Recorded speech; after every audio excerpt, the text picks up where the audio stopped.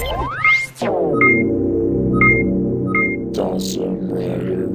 YouTube, Dawson Ryder here with a review for S.H.Figuarts Omimon from the movie.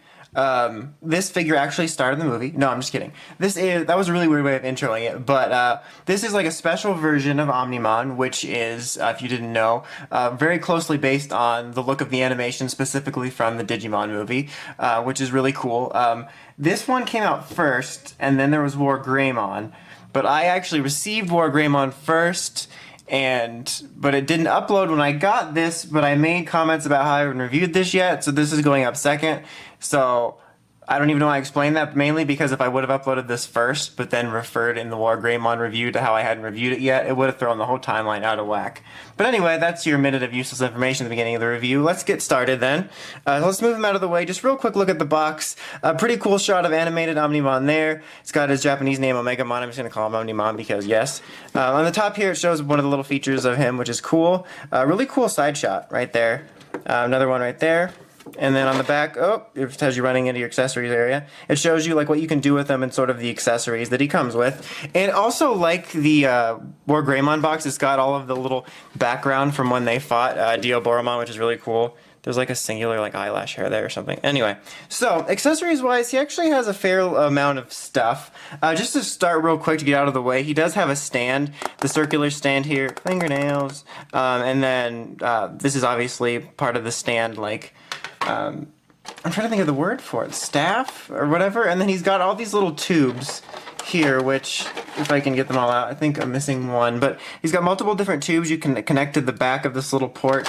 You can use here and attach it to the stand and have him doing like aerial poses and stuff. I'm not really big on stands, so I'm not going to be using it. He also comes with the two weapons that will plug into his different arms. So you have the sword here for the War Greymon head, as you can see done in an animated style. And then the blaster here for Metal Garurumon, which we'll show off in a minute. And then perhaps the coolest feature, which I'll also be showing off here in a few, is these little minifigures here of Tai, who's done in orange, and then of Matt, which are going to be able to actually switch out on his shoulders, and you can actually just have them be best friends if you just want to pose them like that. Like, I kind of dig the way they look, and they're like corresponding to their crest color, but there's part of me that wished they were just kind of more animated painted. That's kind of a fun thing to say, just to make it a little bit more in line, but still. So, also, I should mention, actually, before I get to talking about the looks, which you can obviously see, spoiler alert, he actually does come with this cape, which is actually cloth, as opposed to the regular original Omnimon release, which had a hard plastic cape. Same thing for Gallantmon, and I believe like Imperial Demon's wings, which makes sense. It wouldn't have cloth wings. But anyway, you know what I mean. So I kind of like both, depending on whatever figure I have, whether it's this one or any other figures. Sometimes I like the hard plastic cape, sometimes the rubbery ones work, sometimes it's nice to actually have the cloth. And this one, it really does work. I wish it was just the same color on both sides, because like it looks really weird having that side. Maybe it is accurate to the show, I'm just not remembering it because I didn't study his cape enough.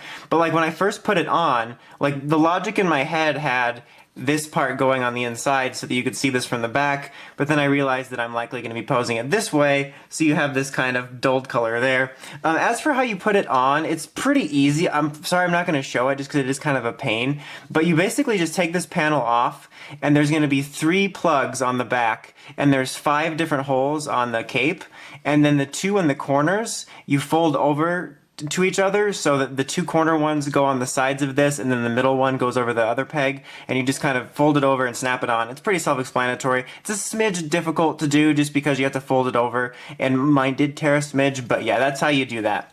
But anyway, as for the look, as I've mentioned, and as I mentioned in my War Greymon review, I really like the idea of going really close for the animation, especially the style for the movie, and I think this guy looks really cool. I think they really captured the look of his face well, I guess the personality. He doesn't really have much of a personality, but I mean, I guess just that animated look.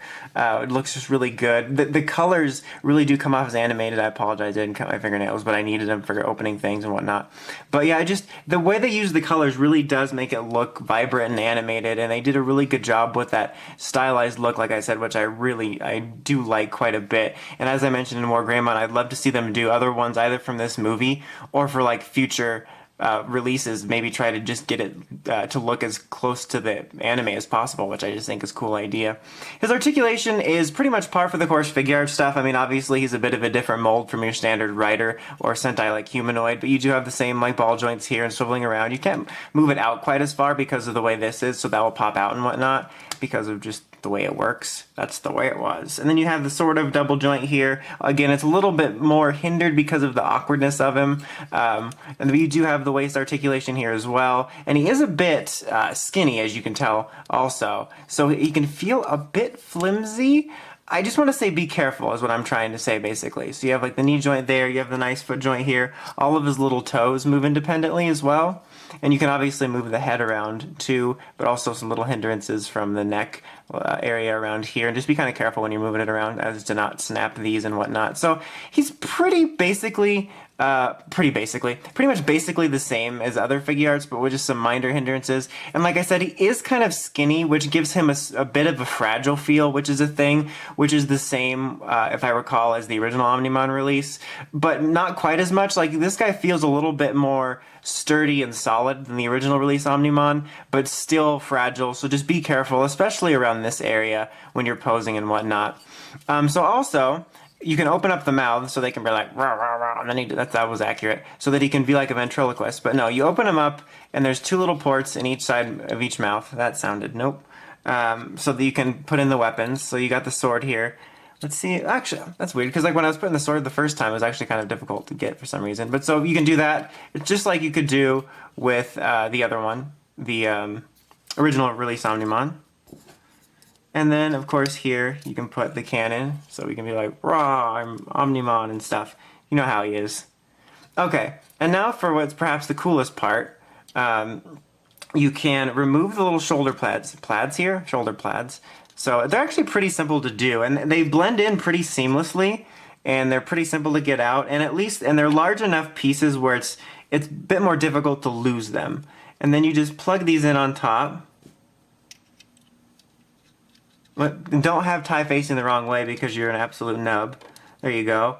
And then they both have their arms out, as you can see, so they're holding his horn. So you're probably going to pose it so it looks like that, so they don't look like in that pose I just had with his head to the side. Matt looked like, yeah, I know what's about him. I got hold on his horn, and Ty's like, what?